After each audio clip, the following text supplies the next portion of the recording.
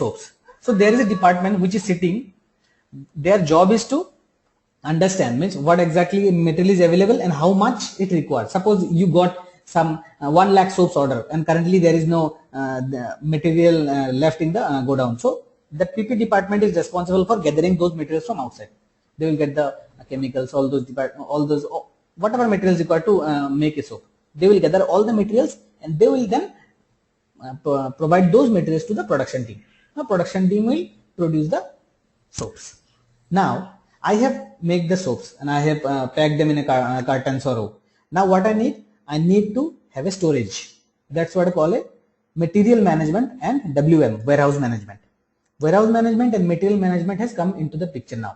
Now I need to store the soap cartons in my warehouse or go down, because I don't know, maybe it's like that somebody has ordered much more or somebody will order less.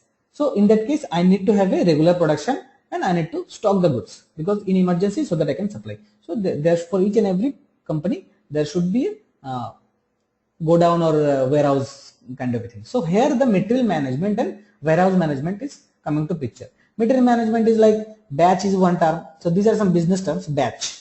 So suppose there is a carton. Inside that carton there are 10 soaps or 15 soaps. So including this 15 soaps there is a carton.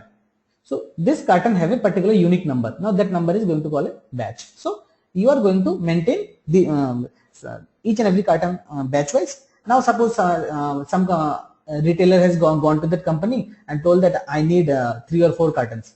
Now in the database he will order for these 3 or 4 cartons, and against those batches there will be database will be updated that these batches are already sold. So like this.